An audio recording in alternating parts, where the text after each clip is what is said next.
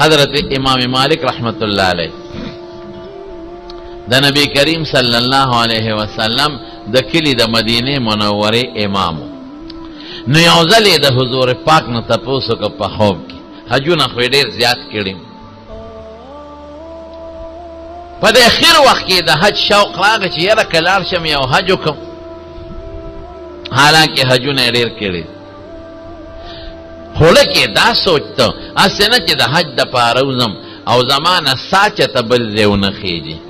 په لاره مړ نه شم، خو پیاده مزل وي او خانو یا بل ځای چېته مړ نه شم. دړه مې ارمان دی چې زما نه سا د حضور پاک په دې مبارک کلي کې وخېږي او زه د پیغمبر علیه السلام مبارک په دې کلي مدینه منوره کې دفن شم. دا ارمان ټول پړه کې وساتئ ښه. الله دی ایمان سره دا پکې شرط دی، ایمان سره مونږ تاسو له د مدینې منورې مرګ راکړي. حضور پاک مبارک فرمایي وی چې کم انسان د مدینې منورې په تکلیفونو او په سختو صبر وکړي هلته پې بیماري راشي او دی وی دا خو د پیغمبر مبارک د کلي بیماري ده او تکلیف دی، وی دله به د قیامت پر ورځ سفارش کوم او ګوۍ به ونه کوم. او چې کم انسان ځان له د مدینې منورې مرګ خوښ کړي، مرګ خو په نیټه د ټیم الله ته معلوم دی وخت، خو د ده سوچ دی چې که خدای هغه ځای مړ شم نو د قیامت په ورځ به دا زما لښکري ما سره به یو د حساب کتاب له روانېږي، دې له به زه ګوۍ کوم. مدینه منوره خو مبارکه ځمکه ده. قسم دی حضرت امام مالک رحمت الله علیه په مدینه منوره کې په سورلی به نه ګرځېده. ډېر خلک سوال کوي ولې حضور پاک مبارک ګرځېدلی دی، صحابه کرام ګرځېدلی دي او دی ولې نه ګرځېده؟ دا یو عشقي مزاج دی، دا یو محبت یو عشقي مزاج دی. په سورلی به په مدینه منوره کې نه ګرځېد. څه به یې وی کمه خاوره کې چې د دواړو جهانو مبارک سردار لاندې پروت دی، مالک به په هغه خاوره کې په سورلی نه ګرځي. د خپو په ګرځېدو نه خو مې خلاصي نشته، څو کم ضرورت مې دی، لیکن په سورلی به زه په مدینه کې نه ګرځم، دا ما ته بې ادبي ښکاري. د هغه یو سوچ او د حضور پاک د احادیث او خاورې سره ډېر زیات بې پناه محبت او بې پناه مینه وه. لیکن شوق یې دا دی چې مرګ ماله په مدینه شریفه کې راشي. اسې نه لار شم، حج د حجونه خو مې ډېر کړي دي، نفلي حج دی، لار کې مړ نه شم. نو یو ځل اوده دی نو خوب یې ولید او په خوب کې نبی کریم صلی الله علیه وسلم ولید او د حضور پاک مبارک نه تپوس وکړو وی د الله رسول زما عمر څونه دی؟ عجیبه تپوس کوي. وی مالک ابن انس په عمر څه کوي؟ وی که عمر مې ډېري نو اراده مې د یو حج ده چې یو حج پکې وکړم، او که عمر مې کمی نو بیا ستا د کلي نه نوځم، ارمان دې دا دی چې مرګ هم دلته را نصیب شم، دلته دفن شم. زمارونو خدای والا هماغه مرګ ورکړی دی. تاسو د الله ټول مدینې منورې ته بوځئ نو هلته جنت البقیع چې کم د مدینې منورې قبرستان دی، تقریبا 10,000 صحابه کرام پکې دفن دي، بلکې دې نه زیات دي. نو هغې کې قبر دی او د ډېرو خلکو قبرونه نه دي معلوم، خو تاریخ یو څو قبرونه ښکاره کړي دي. ښی یو پکې د امام مالک صاحب قبر دی او داسې عجیبه دی کې خدای قبر ورنصیب کړی دی، داسې عجیبه چې سړی وپسخېږي. مخامخ چې په ګیټ ورننوځي د رسول الله صلی الله علیه وسلم خي طرف ته ترونه دي، تر د حضرت عباس رضی الله تعالی عنہ، حضرت فاطمه رضی الله تعالی عنہ د حضور پاک لاډلی بیٹی محبت والا لور، حضرت حسن د حضور پاک نوسه، هغه نوسه چې رسول الله مبارک بوله شونډې ښکلولې او د حضور پاک په شا مبارک به سورېدل او خوش طبیعتي به یې ورسره کوله. او دې خوا چې لږ مخامخ ګیټ ته مخامخ شي نو د حضور پاک مبارک 9 بیبیانې دي دفن دي، خوا کې ورسره د حضور پاک مبارک 4 لونه دفن دي او د دې بیبیانو او د لونو نه په دومره فاصله کې لکه د جومات د دې دیوال نه ستاسو د دې دیواله پورې د حضرت امام مالک قبر دی. څومره عجیبه دی کې د صحابو په جرمټ کې دننه دفن دی ورسره د استاد د نافع داغه قبر، او داسې یو 2 گزه 3 گزه فاصله کې بیا د چا قبر دی؟ ماشاءالله د حضور پاک بچی د ابراهیم علیه السلام داغه قبر دی، او داسې یو 2 گزه فاصله کې ورسره د حضور پاک رضاعی مور بی بی حلیمه سعدیه قبر دی. ګوره مدینه چې خوښه کی او انسان او حضور پاک خوښ کی، هغه له خدای په دنیا کې مرتبه ورکوي او په آخرت کې خدای مرتبه ورکوي. داسې ځای کې ولا رب العالمین قبر ورکوي. خو زړه کې ارمان دا دی چې زه د مدینې منورې په ځمکه ښخ شم. د زړه سوچ او د زړه سودا ده. نو د حضور پاک مبارک نه تپوس کوي الله رسول عمر مې څونه دی؟ مالک په عمر سکه وی که عمر مې ډېرې نو زه ځم یو حج به پکې وکړم، او که لږي نو ستا د وطن نه نوځم، ارمان مې دا دی چې ښخ دلته شم. نو رسول الله مبارک ورته را 5 ګوتې داسې کړه، بس په خوله مبارک یې غږ ونه کړه، 5 ګوتې مبارک یې داسې کړه. دی راویښ شو چې راویښ خو په خپله هم لوی عالم دی. یو حدیث کې رسول الله مبارک پیشنګویي ورکړې ده، وی یو سړی به په مدینه منوره کې پیدا کیږي، په ټولو خلکو کې زیات علم به لري او خلک به د لرې لرې ځای نه هغه له سفر کوي. نو بعضې علما وایي د دې نه امام مالک مراد دی، وایي بعضې وایي لوی عالم. خو د خوب تعبیر بعض انسان له ورځي او بعض انسان له نه ورځي. د خوب دا تعبیر دا ځان له یو ملکه غواړي. د دې د علم سره هم تعلق دی، علم سره تعلق هم نشته. بعض انساني عالمي د خوب په تعبیر نه پوهېږي، او بعض هغه داسې عالم نی یو درجنیم کتابونه ویني او د خوب برله ښه مزېدار تعبیر وباسي. بعضې به عالم هم نی او تعبیر به دله خشته وباسي. امام مالک صاحب پریشانه دی چې د دې څه مطلب. نو شاګردانو دوستانو نه تپوس وکړي، چا وی صاحب اندازه دا سره چې عمر د جوړ 15 ورځې دی، د 15 ګوتې مبارک یې ښولی. چا وی صاحب عمر د جوړ 15 هفتې دی، چا وی 15 میاشتې هم کېدی شي، چا وی 15 کاله هم کېدی شي. فیصله ونه شو. نو په دغه زمانه کې یو سړی محمد ابن سیرین، دا تابعي دی او د حدیثو لوی امام دی او د خوبونو تعبیر کې ډېر لوی مهارت لري. هغه پسې سړی ولېږ وی تلاړ شه او تپوس ته وکړه، خو زما نوم به ته مه ښایه چې دا خوب چا لیدی. سړی هغه پسې لاړ. وی صاحب یو خوب یو سړي لیدی دی او د حضور پاک مبارک نه د عمر تپوس کړی دی چې دا ما څومره عمر دی. هغې ورته دا 15 ګوتې مبارکې ښوولې. د دې څه مطلب؟ عمر 15 ورځې دی، 15 خو تېرې شوې، که 15 هفتې دی، 15 میاشتې، که 15 کاله. هغه وی دا خوب چا لیدی دی؟ وی صاحب هغه وی چې ما به نه ښیې. وی دا کوم ځای لیدی شوی دی؟ وی دا په مدینه منوره کې. وی ما وپېژنده. وی تا څنګه وپېژند؟ وی دا خوب رکوټې سړي نه دی لیدی، دا علمي جواب دی، دا ډېر لوی سړي دا خوب لیدی دی، او نن په مدینه منوره کې د امام مالک نه لوی سړی بل نشته. معلومیږي دا چې دا خوب هم هغه لیدی.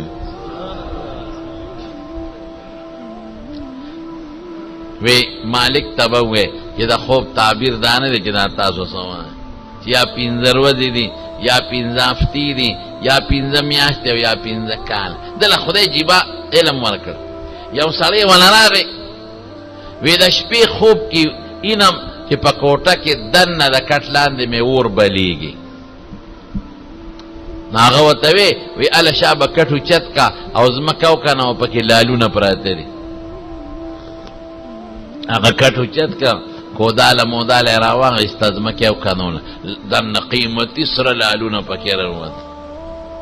یو لال څونه قیمتي، بلا شی سړی لاړ، ځای ته ورسېد، مالدار شو. څه موده پس بل یو سړی راغی، وی صاحب خوب اینم چې په کوټه کې مې د کټ لاندې اور بلیږي. وی شا به سامان وباسه، کوټه دې راغورځېږي. زر یې سامان وویست چې ویې ویست غرستې کوټه را پرېوته. یو شاګرد ورته وی ناشنا خو تعبیرونه وباسې، بل دې وتپه او دا بل دې غرقه او تباه کړه. هغه له دې کوم تعبیر وویست؟ تا خو دې دومره مالدار کړې چې د حد نه وت، او دله دې کوم وویست کوټه د غریب هم دغه وړه کوټه وه هم در وغورځېده. هغه وی دا زما کار نه دی. نو یو شان خوب دی یو له یو شان تعبیر بل له بل شان تعبیر هغه په جمع کې خوب لیدی او د پوړی کې لیدی جمع کې چې سو پکوټه کې اور اینی دا د خدای رحمتي جمع کې خلک اور بلې کنه ابوډای به دعا کوله وی خدایا غریب به یخنی شوی وی خدای دنیا او آخر کې مې ور نصیب کې یخنی شوی و نور ځان دبل کړي وی په دنیا او آخر کې نصیب کې ان وځي وته ادي په آرام کې نه والله کې وته دنیا کې ټینګ شي او آخرت کې وته ټینګ شي آسان خبر ده اور نو هغه جمع کې دی جمع کې اور رحمتي او د اور شکل او د لالون شکل یو برابر نو ما غ تعبیر او دې بل یک بخت چې دی په وړي کې لیدي وړي کې خو په کوټه کې اور تبیدا نو بس ما ولا غ تعبیر وست دا خدای پاک یو مهارت یو انسان لور کړی لکه حضرت یوسف علیه السلام لکه خدای پاک کوم مهارت ورکړي وی ورته وای چې عمر نه 15 ورځې او نه 15 هفته نه 15 میاشتې او نه 15 کاله تا د حضور پاک ته تاسو کو عمر څومره دی هغه 15 ګوتې مبارک دې کې یو آیت ته اشاره وکړه قرآن شریف کې یو آیت چې ما ولوس خمسن ای مالک 15 سيزونه دي لا يعلمهن الا الله د دې علم ما سوا د الله نه بل جزر نشته معنا تاسو مکه ملک الموت نه یو ځل حضور پاک تاسو کم فرشتہ چې په مرګونو مقرره الکه چې کم د تعلیم سیکریټری وي ناغه ته د ټولو سکولونو پته کې نه چې دومره سکولونه لري په صوبه کې دومره پرایمری دي دومره میډل دي دومره هاي دي او دومره هایر ایجوکیشن او دومره یونیورسيټي او دومره دا ولی بجټ دغه مطابق جوړای دومره تنخواګانې دي او بجټ کې دومره پیسې خودل پکان دا ارسوتا په نقشه کې او په فایلونو کې لیکل پراته دي د هر محکمې مشر ته محکمې معلوماتي د صحت منستر ته پته چې دومره وړاس پتا نه دومره غټه او دومره تنخواګانې به زمون خرج کیږي لیکن کما فرشته چې په مرګونو مقرر ده یو ځل ته رسول الله مبارک تاسو کوم ملک الموت نه وته وی ته چې د غنو خلکو نه ساګانې او باسي نو څنګه او باسي لکه هغه زمانہ کې کیشته غرکش دې زمانہ کې دماکه اکسیډنټ وشي څنګه او باسي وی مال الله غنې فرشتي را کړې دي چا پس یو لګم چا پس بل لګم او په خپل الله دومره طاقت را کړې دي کله په و مسمان کې کینم او د خپل دوه ګوتې دي ټول جاندار مخلوق ته ور مخامخ کم که انسانان دی او که پیریان دی او که پرشتي دی او که کبان دی او که میګي دی او که چرن پرن ټولو ته دا دوه ګوتې نو په دې دوه ګوتو د دې ټولو نه په یو سکند کې ساراخ کېږم دومره طاقت خدای را کړی نو بیا خو به تا ته پته چې پلان کې به کم وخوري او پلان کې وي دا معلومات راته نشته نو څنګه وباسې وی لږ ساعت مخکې راته الله وی چې ورشه پلان کې ځای کې ناست یا مملاستي زه به ول یو سبب مقرر کړم او ته به دې سا وباسې د معروم مرګ خو یقیني شي شک پکې نشته نو 15 سیزونه علم یو الله سره ا 15 سیزونه خو اوږده دي ان الله ان ویل مساء قیامت شو وينزل الغيث باران شو یا لو ما فی الارحام پر رحم کې دن سیزونه او ما تدری نفس ماذا تکسب غدا سار بسکم لیکن هغه بنیادی سیز دا پینځم دی وما تدری نفس بأي ارض تموت یو انسان ته پته نشته چې صبرانه کم دی وځي مونږ غوړي غافل یو د مرګ نه زمارو ارسلی د دنیا پکارن خطر اور سړی په دې سوچ کې دی چې پیسې مې پیدا کړه او خډېره مې پیدا کړه او که په حلال وي او که حرام وي اور سړی په دې سوچ کې دی چې ما یو بنگله ده چې دویمه جوړه کړم چې دوه دي چې درې جوړې کړم او چې پنځه دي چې شپږ جوړ کړم او چې یو ګاډی چې د دې نه ښه والم د دې ښه نه ښه والم او چې هغه وشي چې دې نه ښه والم او چې هر زوی سره مې یو موټر هر لور سره مې یو ګاډی موټر دا د دنیا کې سړی اوسېږي دا سوچونه دا چا په ذهن کې پراتی چې کارخانه مې وي او ځمکې او جایداد او ښه ډېر دولتي لیکن قسم دې که د مرګ فکر ونه چا سره شي او په خپله مونږ مړي جنازه مخبرې ته وړو څونه مونږ یوړه په خپل کور کې څونه مړي شو پلار لاړ مور لاړه نیکه لاړ نیا زما مخکې ستا رور ستا تربور د مخکې روان دي ټول روان دي لیکن دا سوچ زمونږ د خلکو نشته چې دغسې به زم یو ځل په کټ کې پروت او څلور شپږ کسه به مې ونیسي ما به مقبرې ته یوسي قرآن کې الله فرمایي کلا اذا بلغت التراقي مرګ چې راورسېږي دې مرۍ ته نو چغې جوړې شي که نه شي وقیل من راق هغه زمانه کې دمګرې راولې هله شابه بابا نه جوړه دی دې زمانه کې څه وایي هله جي شابه جبې لاندې ګولۍ راوړی خوله کې واچو بابا باندې تک څه چلو شو هله شابه زمزم و بخله کې واچوي ابل ویله ټلیفون وکړه شابه هغه ګاډی راشي اسپتال ته یوسو ابل ویله ډاکټر صاحب ته آواز کا هله شابه بابا نه ګورې سوځي ارورې خدای ته وګوره لږ ګاډی راوله پلار راته مري هله زر یوم راشي بلم راشي ګیر چاپېره تې ټول تودي څوک بابا څنګه رقیې ما پیژنې هغه پیژنې دا خبرې شروع شي وقیل من راق خلک چغې جوړې کړي هلته زوی وایي ای بابا ورې ما بخاو ما بخلې هلته پلار بچو ته وایي بچو ما بخې ګورې ما بخلې ښځه خاوند ته وایي ای سړیه درنه لاړم ګورې ما بخا او خاوند ښځې ته وایي ای سړي ښځې ګورې ما بخا درنه لاړمه بس نور مې پرېږدی په ځای مې پرېږدی ما اسپتالونو ته مه بوځئ بنګلم پاتې ده ورته ګوري چې دا بنګله رانه پاتې ده کارخانم پاتې ده بینک بیلنس هم پاتې دی موټر ښه ولاړ دی قسم دی دا موټر دی بیا جنازې لم نوړي کټ کې به دی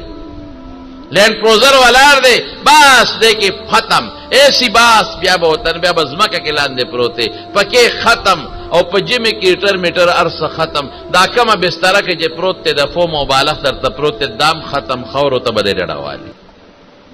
وقیل من راق چغې جوړې شي دمګرې څوک دی هله څوک راولی که نه هله ګاډي نشته بابا یو څو ای بابا ما بخه ما بخلې ای سړیه ما وبخه او ښځه وایي ای سړیه ما بخه او سړی وایي ښځې ما بخه او پلار بچو ته ما بخه او ما بخلې وظن انه الفراق او ظن بمعنا یقین د دې یقین راشي چې دا اوس جداوالی دی لاړم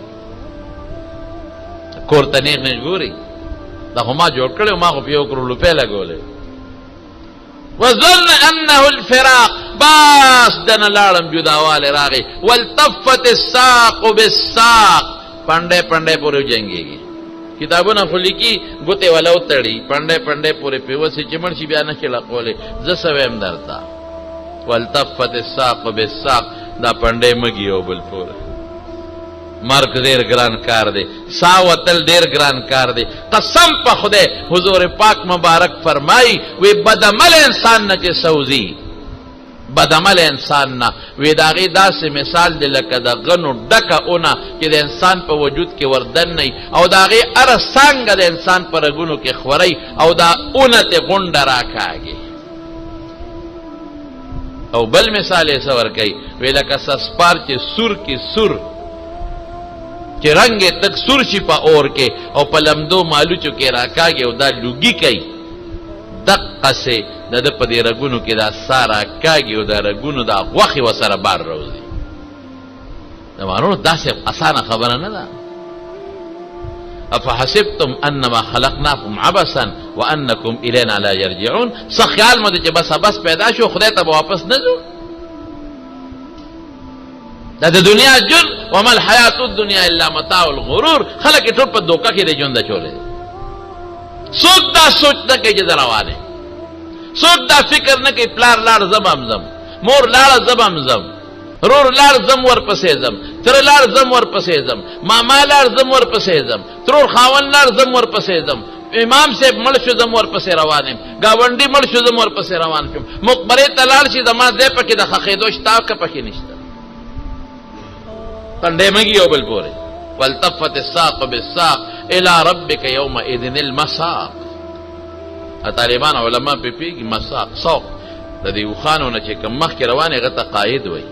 ګډو چیلونه مخکې یو کس رواني چوکۍ په دې اوږو یې ښه دی هغه ته قاید وایي مخکې دي ګډې چیلی وخان ورپسې وي یو شاته روانې هغه ته سایق وایي هغه سره چوکۍ دا ګډې چیلی وهي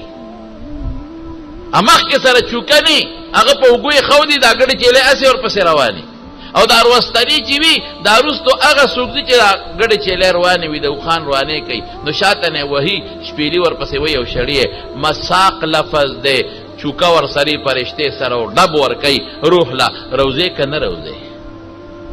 مخکې شه دوزخ ته مرګ ډېر ګران شی دی چې دا سترګې د پټېږي او د کور ته ګورې او د ښځې او بچو ته ګورې او ته ترې روانېږې او بیا د زړه کې سوچ دی چې بس دا اخري دی او پته نه لګي چې په کوم طرف ورلم په ښه ورلم او که په خرابه ورلم په چقلو ورلم او که په ګلونو ورلم اور ته ورلم او که جنت ته ورلم اوهو آسان کار نه ډېر ګران کار دی الله دې مو مرګ سره د ایمان نه نصیب کړي شوق سره ووایه نور شوق سره ووایه خدای دې ایمان نه محفوظ وساتي دور بل شان روان دی قسم په خدای نن سبا خلک انخطې دي علماو پسې مدرسو پسې ګیري پسې پټکي پسې نیکانو پسې دعوت الله بس خو چې څوک د نیکۍ کار کوي بس د خلکو بدې شي دا ولې دا کار کوي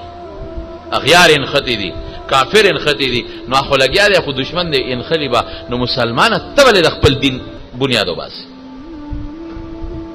ته ولې د اغیارو ژبه باندې لګیا او د اغیارو ژبه استعمالوي خو که د ما مدرسې پسې لګیای نو خو مدرسه د مدرسې دشمن دی که پټکي پسې لګی خو د پیغمبر دشمن دی که هغه تسبو پسې لګی خو د پیغمبر دشمن دی که هغه نیک کار پسې لګی خو د پیغمبر دشمن دی که هغه څوک د دعوت کار کوي او پسې چغې وایي د پیغمبر دشمن دی لیکن که مدرسه چلی او د پیغمبر نو ته خو مسلمان یې خدای لپاره ته ولې پردی ژبه اړه تاکہ خو ایمان دی تو خو مسلمان ہے تو خدا تمل دی چې د قیامت پر ورځ به رسول الله مبارک سره مخامخ کېږم نو چې د هغه د دین بنیاد وباسي څنګه به سره سترګې لګې بنیاد د دین وباسي مدرسې پسې یہ توڑے ہیں جو آپ نئے بناتے ہیں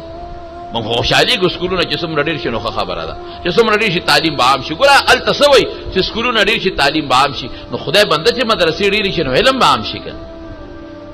مدرسه ډېره شوه قرآن حفظ به عام شي ستاسو نه تپوس کوم ستاسو په دې علاقه کې په دې کرپوره خو ډېره لوی علاقه ده خو په دې نږدې ګاونډ کې پخوا به مدرسې کمې وې بلکې نه به وې تقریبا څو ناپېژان به وو ځکه نه یو به هم نو یا یو یا دوه به وو اوس تاسو په دې خپل ګاونډ کې حافظان شمېرلی شئ ووایه ځه په دې غونډه کرپوره کې به زما په خیال چې پخوا یو حافظ دوه به وو اوس په دې کرپوره کې تاسو حافظان شمېرلی شئ عالمان شمېرلی شئ جواب راکې دا د چا برکت قسم په خدای دا د علماو د دې مدرسو برکت نو د خدای فضل او کرم مرګ له روان یو ګورې قسم دی لومبې چې سنګزن کدن شي خبره د خطرې شروع شوه او بیا چې قبر کې کېښودلی شي دا ټول دنه راشي او تبې درپسې ولګئ خیر او خلاص ټول دنه رالل بچي م رالل او بیا ییر شي سموده پس هغه خوب پلار چې سار بابا سنگه ماخام بابا سنگه هغه خواږه مور چې سار او ماخام د مور سنگه قسم دې میاش کې څوک بیانور څوک زګار نی او څوک وایي چې ما ته دا مور پلار یادېږي نشه مدرې دی ورته دا خور یادېږي نشه مدرې دی ورته په زړه مې تیاره راځي رو یېر شي والتفت الساق بالساق الى ربك يومئذ المساق دمانو مرګ یقیني شی دی مرګ نه به څوک خلاصېږي به دا خو ډېر ښه خلک دی پرنسپل صاحب او د هغه بچي چې د خپل رشته دار یاد که ایصال ثواب کو خیرات ورپسې کو صدقه ورپسې کو او داسې مجلس کې چې تقسیم انعامات به مو شي قسم دی د خلکو پلار چې مړ شي خیر او خلاص مور یې مړه شي خیر او خلاص موږ ته ډېر خلک ویل چې دوا کا پلار مې بیمار دی زه ورته وایم ښه خدای پاک دې جوړ نه د جوړېدو نه د دوا وکړه چې خدای پې خپل فضل وکړي مې خو سم په پښتو کې ووایه چې دوا وکړه چې خدای دې زر سو باسي د جوړېدو نه د خپل فضل پې خدای وکړي فضل څه کوې فضل به ګوري سره پته به لګي چې د څه کړي دي هلته به ورسره بیا کتې شي که ښې کړي خو فضل دی او که ښې نه کړي نو ښه مضبوطې ډنډې کوته کې دی بیا از آسانی خبری دی دنیا کې خو احتساب عمل شتا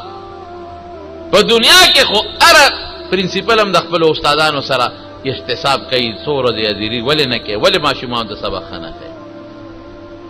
ډایرکټر د هیلت هم د خپلو ډاکټرانو نه تپوس کوي ولې هسپتال شل پروت دی ولې نه کوي نو الله به تپوس نه کوي ما ته لېږلی سله ویو دې کړل څه نو امام مالک صاحب ته ووایه محمد ابن سیرین وی چې تا تپوس وکړه یو پکې دا دی وما تدري نفس بأي ارض تموت یو نفس ته دا پته نشته چې د ما نه به سا په کومه ځمکه خېږي دا معلومات چاته دي صرف الله هېڅ پته نشته دا زمانه تپوس نه کوو الله نه سوال کوو چې خدای پاک د مدینې منورې مرګ دله درکړي نور دا علم چې کوم ځای ما نه سا خېږي دا الله ته پته ده چا نه کشتی کې چا نه په جس کې چانه په بس کې د چانه په جمعات کې د چانه د سجدې په وخت کې سوقېږي او د بعضې بدقسمته نه د سینما په حال کې سوقېږي څوک موبایل یې لاس ته نیولی تلاوت اوري او سا به تېخېږي تقریر به اوري او سا به تېخېږي او چا به موبایل نیولی فلم او ډرامې ته او تصویرونو ته به ګوري او سا به تېخېږي د مارونو تاسو ټول چې څومره دوستان دلته ناست یې مرګ ځان ته یاد وساتئ رسول الله صلی الله علیه وسلم فرمایي ان هذه القلوب تصدع کما یصدع الحدید وی زړه زنګ کېږي لکه څنګه چې اوسپنه زنګ کېږي صحابه دې تپوس کوي وما جلاؤ ها یا رسول الله پاکیږي به پس نو دوه څیزونه ښیي د زړه زنګ یو کثرت ذکر الموت بل کثرت ذکر الله چې خدای ډېر یاد او مرګ ډېر یاد به دې بړه صفا کېږي مرګ ډېر یادوي او الله ډېر یادوي ذکر د خدای ډېر کوي درود شریف ډېر وایي او خپل یو بچی آسان شی دا دی خپل یو بچی عالم او حافظ جوړ کړي هلکه دې باندې صلاح راځي که نه راځي یو بچی عالم کې حافظ یې کې قسم دی چې تا خیرت ته لاړ شي بیا او دا بچی د نه وروستو حافظ او عالم پاتې په خدای مې قسم مې ته خوړ دا بچی ستا دپاره بهترینه ذخیره او چې دله دلته ګڼکپ پاتې شو کرپته نه پاتې شو